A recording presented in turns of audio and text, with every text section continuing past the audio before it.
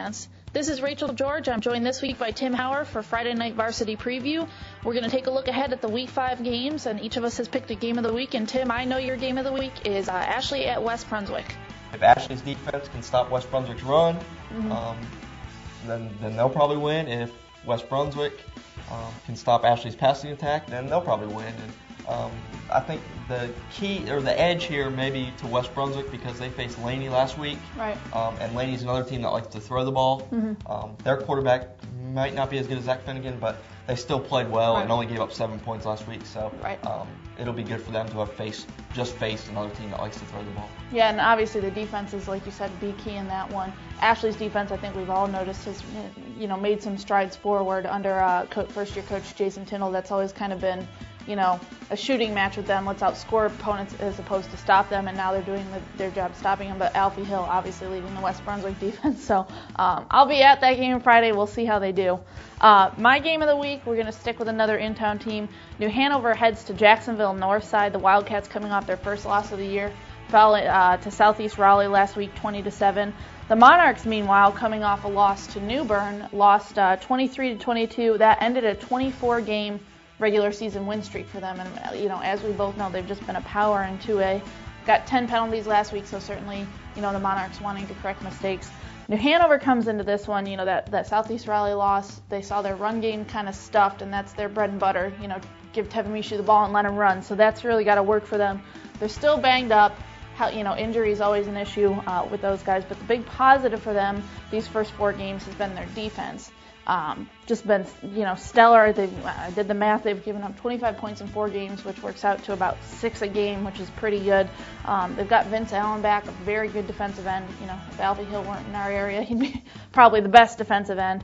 The Lancaster brothers, Hunter and Grayson, are really, making impact there at linebacker, and they only gave up 29 rushing yards to Southeast Raleigh. So definitely some things to be encouraged about, but they're on the road against a good school, so this will be a good test for them to see if they really, are making the progress that we think they are this season. Exactly. I mean, that they beat Scotland County, who we both think is a very good team, so that's a quality win. I think this one would really put people on their side, and let us know that they really are for real. And we were talking earlier, Northside, they've got a couple wins, but they haven't played anybody up to New Hanover's caliber, I don't think, yet. So this will be a good test for them too, to see where they're at.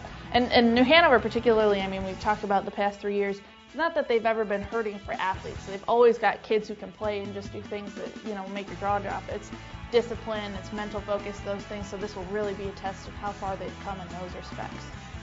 Now let's take a look at the other games on the schedule this week. As we said, Ashley is at West Brunswick. In 1A, North Duplin will head on the road to play at Dixon. East Platen will play at South Robb, and certainly the Eagles doing very well this year. The state championship for them. Yeah. Another Duplin County rivalry again this week. James Keenan is at East Duplin. See if the Panthers can keep their winning going. Another game that we find pretty intriguing, Hungard at South Columbus.